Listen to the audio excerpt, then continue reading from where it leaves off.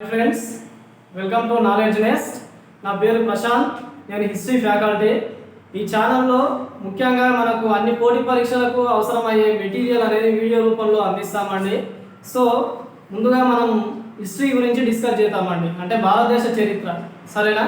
Okay, ఇక్కడ మనం చరిత్ర అనేది 3 విధాలుగా డిస్కస్ చేయాలండి. ఒకటి యాన్షియంట్ ఇండియన్ హిస్టరీ, రెండోది మనకు మిడివల్ ఇండియన్ హిస్టరీ, మూడోది వచ్చేసి మనకు మోడర్న్ ఇండియన్ హిస్టరీ లాగా చెప్పుకుంటామండి. ఇక్కడ మనకు యాన్షియంట్ ఇండియన్ హిస్టరీ అంటే ప్రాచీన భారతదేశ చరిత్ర, మధ్యయుగ భారతదేశ చరిత్ర మరియు మనకు ఆధునిక భారతదేశ చరిత్ర లాగా చెప్పుకుంటామండి. అసలు చరిత్ర అంటే ఏంటి ఒకసారి ఇక్కడ చూడాలండి. చరిత్ర, దీన్ని మనం ఇంగ్లీష్లో హిస్టరీ అని అంటారండి. నా లెక్చర్ వచ్చేసి బైలింగ్వల్లో ఉంటుందండి, ఇంగ్లీష్లో మరియు తెలుగులో ఉంటుంది. నెక్స్ట్ ఇక్కడ మనం యాన్షియంట్ ఇండియన్ హిస్టరీకి సంబంధించిన సిలబస్ అనేది ఒకసారి చూసుకోవాలండి. మీరు హిస్టరీ ఏదైనా సరే, చరిత్ర ఏ చరిత్ర అయినా సరే, మనకు భారతదేశ చరిత్ర అయినా సరే, తెలంగాణ చరిత్ర అయినా సరే, ప్రపంచ చరిత్ర అయినా సరే, ఏది అయినా సరే మనం ముఖ్యంగా 3 హెడ్లైన్స్ లాగా చదువుకుంటామండి. ఒకటి మనకు ancient part, medieval part, next మనకు మోడర్న్ పార్ట్ అనే 3 పార్ట్స్ లాగా డిస్కస్ చేస్తామండి. ఈ వీడియోలో మనం యాన్షియంట్ ఇండియన్ హిస్టరీకి సంబంధించిన సిలబస్ డిస్కస్ చేద్దామండి. మొదటగా ఈ యాన్షియంట్ ఇండియన్ హిస్టరీకి సంబంధించిన సిలబస్ అనేది ఉంటుందండి. యాన్షియంట్ ఇండియన్ హిస్టరీ, దీన్నే మనం తెలుగులో ప్రాచీన భారతదేశ చరిత్ర అని చెప్పుకుంటామండి. ఓకేనా? ముందుగా మనం ఫస్ట్ డిస్కస్ చేయబోయే లెసన్ ఏముంటుందండి అంటే ఇండస్ వ్యాలీ సివిలైజేషన్ అండి. ఇండస్ వ్యాలీ సివిలైజేషన్ అని చెప్పుకుంటారండి. బోర్డు మీద చాలా క్లియర్గా రాస్తున్నా, క్లాస్ వినేటప్పుడు మీ నోట్స్లో కూడా ఈ ఐటమ్స్ అన్నీ రాసుకోవాలండి. బోర్డు మీద ఏమేమి రాశానో అవన్నీ కూడా నోట్స్ క్లియర్గా మీ నోట్స్లో రాసేసుకోండి. అందరికీ అర్థమయ్యే విధంగానే చాలా క్లియర్గా రాస్తున్నానండి. తర్వాత మనకు వేదిక్ సివిలైజేషన్ అని ఉంటుందండి. సెకండ్ యూనిట్ వచ్చేసి మనకు వేదిక్ సివిలైజేషన్ అని ఉంటుందండి. Vedic civilisation. మనకు థర్డ్ యూనిట్ వచ్చేసి ఎమర్జెన్స్ ఆఫ్ మహాజనపదాస్ అనే టాపిక్ ఉంటుందండి. Emergence of Mahajanapadas. తర్వాత మనకు ఎమర్జెన్స్ ఆఫ్ హెటెరోడాక్స్ రిలీజియన్స్ అని ఉంటుందండి. Emergence of heterodox religions. ఓకేనా? తర్వాత మనకు ఇక్కడ rise of Magadha and Mauryan empire అని ఉంటుందండి. Rise of Magadha and Mauryan empire అండి.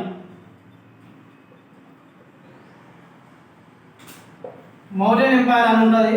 మనకు 7th యూనిట్ వచ్చేసి మనం గుప్తా ఎంపైర్ అని చెప్పుకుంటామండి. గుప్తా ఎంపైర్ అని ఉంటుందండి. తర్వాత మనకు 8th యూనిట్ వచ్చేసి ఏజ్ ఆఫ్ హర్షవర్ధన్ లాగా చెప్పుకుంటామండి. Age of Harshavardhan. తర్వాత మనకు లాస్ట్ అండ్ ఫైనల్ యూనిట్ వచ్చేసి మనకు సంగం కింగ్డమ్స్ అని ఉంటాయండి. సంగం కింగ్డమ్స్.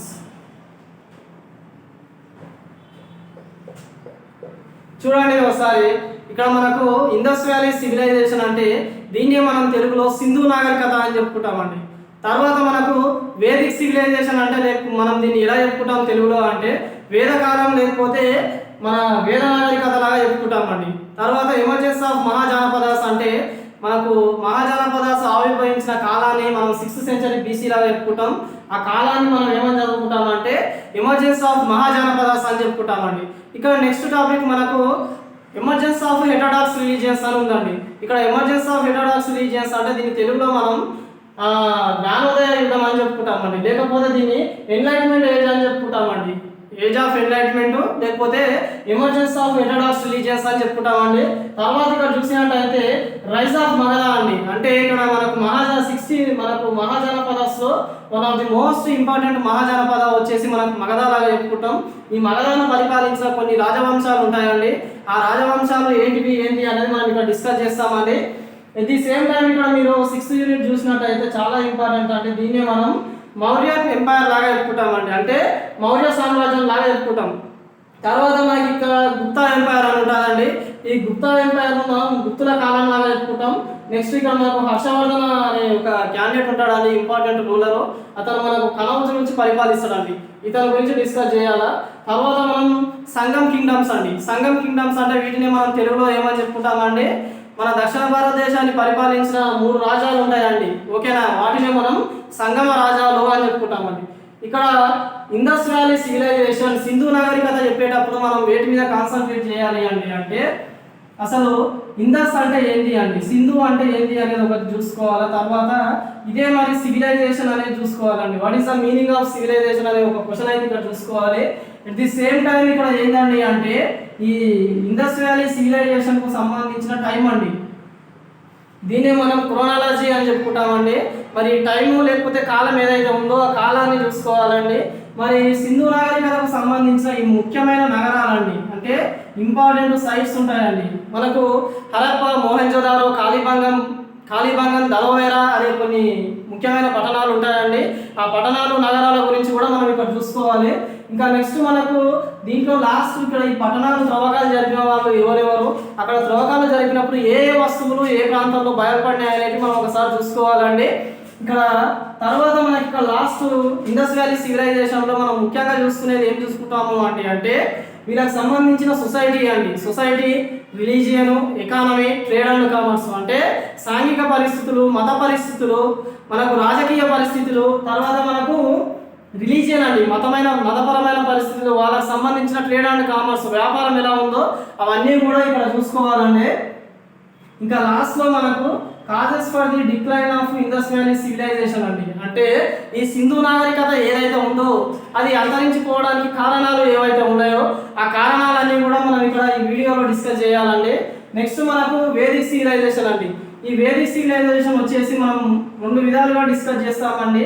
ఒకటి ఎర్లీ వేదిక్ పీరియడ్, నెక్స్ట్ మనకు లాటర్ వేదిక్ పీరియడ్ అండి. అసలు ఎర్లీ వేదిక్ పీరియడ్ అంటే ఏంది అంటే తొలివేద నాగరికత అండి. తర్వాత లేకపోతే మనం లాటర్ వేదిక్ పీరియడ్ ఏం చెప్పుకుంటాం, మలివేద నాగరికత, మలివేద కాలం, తొలివేద కాలం అని చెప్పుకుంటామండి. ఇదే టైంలో మనం ఇంకా ఏం డిస్కస్ చేయాలి అంటే వేదాస్ అండి. వేదాసు, ఉపనిషత్సు, అర్యాంకాసు, బ్రాహ్మణాసు, ఇవన్నీ వీటి ఇంపార్టెన్స్, వాటి గురించి మనం ఇందులోనే డిస్కస్ చేస్తామండి. ఇది సేమ్ టైం ఈ వేదిక్ సివిలైజేషన్లో మనం సేమ్ అండి, వాళ్ళకి సంబంధించిన సామాజిక పరిస్థితులు, ఆర్థిక పరిస్థితులు, వాళ్ళకి సంబంధించిన ట్రేడ్ అండ్ కామర్స్ అండి, వ్యాపారం ఏదైతే ఉందో అది చూసుకోవాలండి. మరి ఇందులో భాగంగానే మనం ఈ మలివేద కాలంలో, తొలివేద కాలంలో ఉన్న ట్యాక్సెస్ గురించి డిస్కస్ చేయాలండి. ట్యాక్సెస్ అంటే మనం ఏమని చెప్పుకుంటామండి, పన్నులండి. ఓకేనా. ఇక్కడ నెక్స్ట్ మనకు ఎమర్జెన్సీ ఆఫ్ మహాజనపదాస్ అండి. ఈ మహాజనపదాస్ అనేవి మనకు ఎప్పుడు ఆవిర్భవిస్తాయి అంటే మనకు 6th సెంచరీ బీసీ అండి. 6th century BC. మరి 6th సెంచరీ బీసీ అంటే ఏంటి అంటే క్రీస్తు పూర్వం 6వ శతాబ్దం అండి. ఈ క్రీస్తు పూర్వం 6వ శతాబ్దం ఏదైతే ఉందో ఆ 6వ శతాబ్దంలో మనకు 16 మహాజనపదాలు ఆవిర్భవిస్తాయండి. అందులో మనం ముఖ్యంగా ఏది చెప్పుకుంటాం, మోస్ట్ ఇంపార్టెంట్ మగధ గురించి చెప్పుకుంటామండి. మరి 16 మహాజనపదాలు ఏంటివి, వాటికి సంబంధించిన క్యాపిటల్ సిటీస్ అండి. క్యాపిటల్ సిటీస్ అంటే రాజధానులు అండి. వాటికి సంబంధించిన లొకేషన్స్ కూడా మనం చూసుకోవాలండి. అంటే ఏ జానపద ఏ లొకేషన్లో ఏ స్టేట్లో ఉంది. ఓకేనా.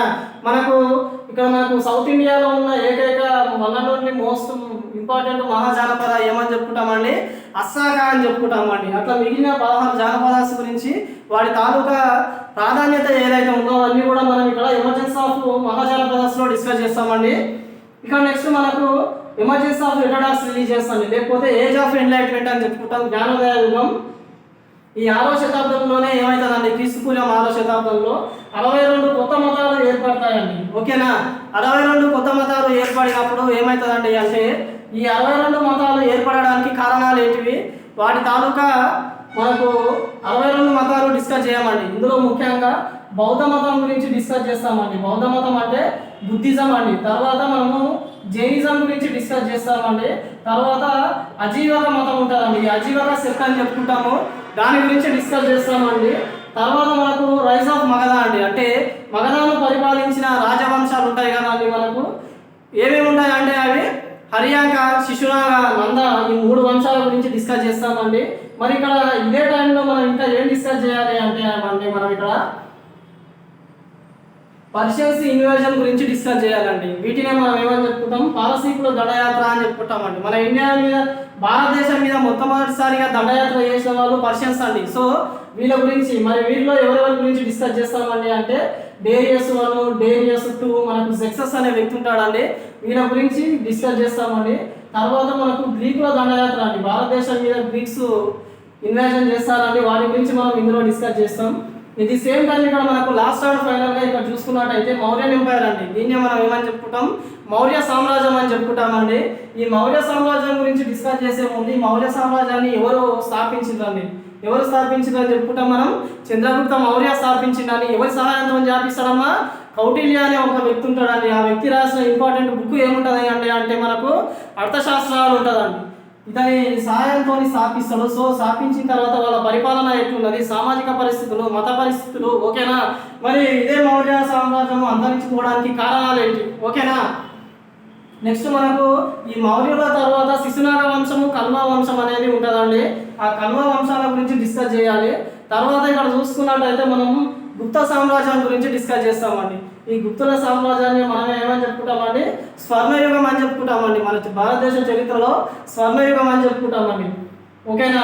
మరి గుప్తుల సామ్రాజ్యం ఎవరు స్థాపించారు, వాళ్ళు స్థాపించడానికి రాజకీయపరమైన కారణాలు ఏంటివి, మతపరమైన కారణాలు ఏంటివి, మరి వీళ్ళకి సంబంధించిన లిటరేచర్ అండి, సాహిత్యం ఏదైతే ఉందో గుప్తుల కాలంలో జరిగిన సాహిత్యం కానీ, కట్టడాలు కానీ, ఇవన్నీ కూడా మనం డిస్కస్ చేయాలండి. ఇక్కడ మనకు ఏజ్ ఆఫ్ హర్షవర్ధన్ అండి. ఈ హర్షవర్ధన్ అనే వ్యక్తి ఎక్కడి నుంచి మనకు రూల్ చేస్తారని చెప్పిన కలౌజ్ నుంచి రూల్ చేస్తారండి. ఇతనికి సంబంధించిన ఇతని కాలంలో మనకు కొన్ని ఇంపార్టెన్స్ ఉంటాయండి. ఆ ఇంపార్టెంట్ ఈవెంట్స్ అన్ని కూడా మనం ఏజ్ ఆఫ్ హర్షవర్ధన్ అనే టాపిక్ లో డిస్కస్ చేస్తాం. ఎట్ ది సేమ్ టైం ఇక్కడ మనం చూసుకున్నట్టు అయితే ఏంటి అంటే సంగం కింగ్డమ్స్ అండి. మనం సంగమ రాజాలు అని చెప్పుకుంటాం. మరి సంగమ రాజాలు ఎన్ని ఉంటాయి సార్ అంటే 3 ఉంటాయండి. ఇక్కడ చూడండి ఒకసారి, మన దక్షిణ భారతదేశాన్ని పరిపాలించిన 3 రాజ్యాలు ఉంటాయండి. మన సౌత్ ఇండియా లాగా చెప్పుకుంటాం కదా, సౌత్ ఇండియాను రూల్ చేసిన 3 రాజ్యాలు ఉంటాయండి. అందులో మొదటి రాజ్యం ఏది ఇస్తారంటే చోళ, రెండో రాజ్యం ఏది ఇస్తారంటే చేర, మూడో రాజ్యం ఏది ఇస్తారంటే మనం పాండ్య రాజ్యాలు లాగా చెప్పుకుంటామండి, ఓకేనా. ఈ 3 రాజ్యాలకు సంబంధించి ఎవరు స్థాపించారు, వారి తాలూకా రాజధానులు ఏంటివి, వాళ్ళ తాలూకా ముఖ్యమైన ఈవెంట్స్ ఏమైతే ఉన్నాయో అవన్నీ కూడా మనం సంగం కింగ్డమ్ లో చెప్పుకుంటామండి. తర్వాత ఇక్కడ చూసినట్టయితే దీంతో మనకు యాన్షియంట్ ఇండియన్ హిస్టరీకి సంబంధించిన సిలబస్ అనేది ఒకసారి అయిపోతుందండి. సో మనం ఇందులోనే ఇంకా ఏమని చెప్పుకోవాలి అంటే ముఖ్యంగా మనం తర్వాత డిస్కస్ చేయబోయే టాపిక్ ఏముంటుందండి అంటే మిడివల్ ఇండియన్ హిస్టరీ అండి, ఓకేనా. దీన్నే మనం ఏమని చెప్పుకుంటామంటే మనకు మధ్యయుగ భారతదేశ చరిత్ర అండి. మరి మధ్యయుగ భారతదేశ చరిత్ర ఎక్కడి నుంచి స్టార్ట్ అవుతుంది, మనకు ఎక్కడి నుంచి ఎండ్ అవుతుంది, ఏ కాలం, ఆ కాలంలో పరిపాలించిన రాజ్యాలు ఏంటివి, వాటి యొక్క ఇంపార్టెన్స్ ఏంటి అనేది మనం తెలుసుకోవాలండి. ఇక్కడ చూసినట్లయితే చూడండి ఒకసారి, దీన్నే మనం మిడివల్ ఇండియన్ హిస్టరీ అని చెప్పుకుంటామండి. దీన్నే మనం ఏమని చెప్పుకుంటామండి, మధ్యయుగ భారతదేశ చరిత్ర లాగా చెప్పుకుంటామండి, ఓకేనా. ఇక్కడ చూసుకున్నట్టయితే మనం ఫస్ట్ ఇక్కడ మిడివల్ ఇండియన్ హిస్టరీలో డిస్కస్ చేయబోయే టాపిక్ ఏముంటుందండి అంటే అరబ్స్ అండ్ టాక్స్ ఇన్వాజన్ అని ఉంటుందండి. అరబ్స్ అండ్ టాక్స్ ఇన్వాజన్ అని ఉంటుందండి, ఓకేనా. దీన్నే మనం ఏం చెప్పుకుంటామంటే ముస్లిం దండయాత్రలు అని తెలుగులో చెప్పుకుంటామండి. ఇక్కడ నెక్స్ట్ మనం తర్వాత చూసుకున్నట్టు అయితే ఢిల్లీ సల్తనేట్స్ అని ఉంటుందండి, ఢిల్లీ సల్తనేట్స్. తర్వాత మనకు రూల్ చేసిన వాళ్ళు ఎవరండి అంటే మొఘల్స్ అండి, మొఘల్ ఎంపైర్ అని చెప్పుకుంటామండి. తర్వాత మనం దీంట్లో as a part of medieval Indian history ఇంకా మనం ఏం డిస్కస్ చేస్తాము అండి అంటే విజయనగర ఎంపైర్ అండి, విజయనగర ఎంపైర్ లాగా చెప్పుకుంటాము చూడండి. తర్వాత మనం 5th యూనిట్ లాగా ఇందులో ఏమని చెప్పుకుంటామంటే బహ్మనీ కింగ్డమ్ అండి,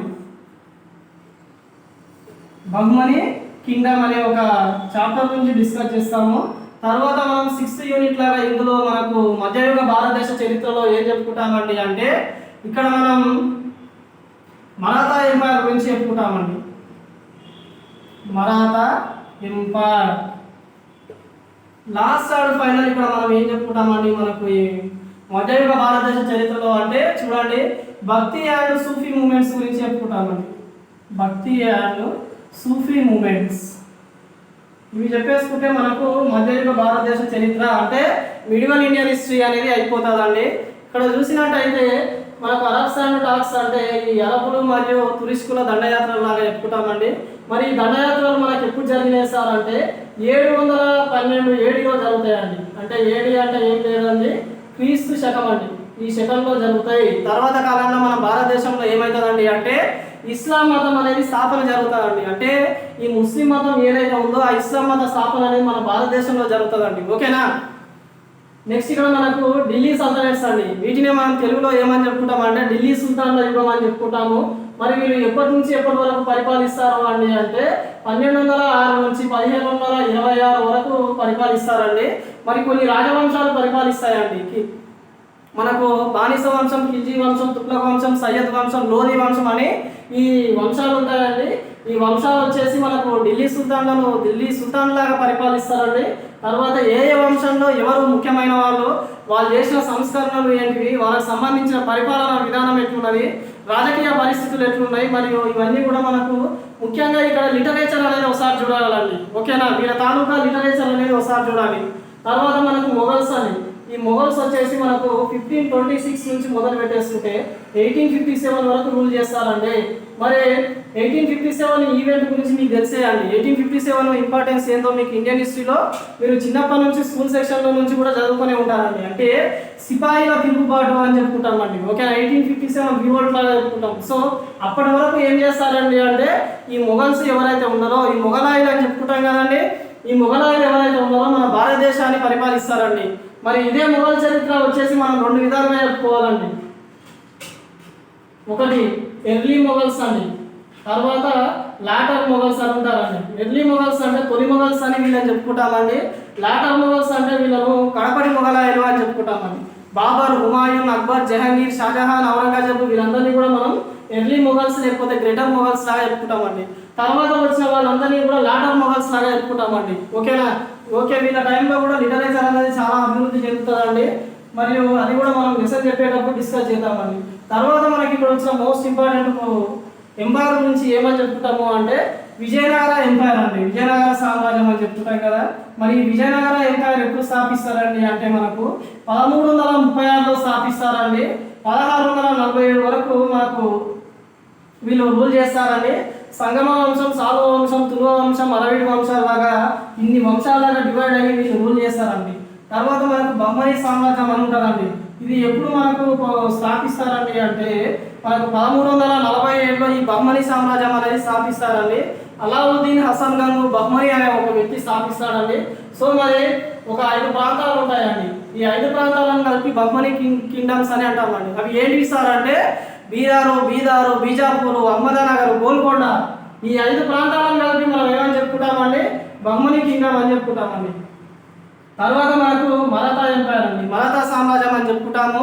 సో ఈ మరాఠా సామ్రాజ్యాన్ని స్థాపించిన వ్యక్తి మనం ఎవరని చెప్పుకుంటామంటే శివాజీ అని చెప్పుకుంటామండి. షాజీ బాన్సే వాళ్ళ కొడుకు అండి ఇంకా. ఓకేనా. మరి ఈ శివాజీని మనం ఏమని చెప్పుకుంటాము అంటే ఛత్రపతి శివాజీ అని కూడా చెప్పుకుంటామండి. ఇక్కడ చూస్తున్నట్టయితే భక్తి అండ్ సూఫీ మూమెంట్స్ అండి, భక్తి ఉద్యమాలు మరియు సూఫీ ఉద్యమాలు అని చెప్పుకుంటామండి. మరి అసలు ఈ భక్తి ఉద్యమాలు అంటే ఏంటి, సూఫీ ఉద్యమాలు అంటే ఏంటి అనేది మనం లెసన్ చెప్పుకునేటప్పుడు డిస్కస్ చేద్దామండి. సో దీంతో మనకు ancient Indian history and medieval Indian హిస్టరీకి సంబంధించిన సిలబస్ అనేది అయిపోయిందండి. మనం తర్వాత వీడియోలో ఏం చేద్దామండి అంటే మనకు మోడర్న్ హిస్టరీ ఇండియన్ హిస్టరీకి సంబంధించిన సిలబస్ అంటే ఆధునిక భారతదేశ చరిత్రకు సంబంధించిన సిలబస్ అనేది నెక్స్ట్ క్లాస్లో డిస్కస్ చేద్దామండి. Okay, thank you.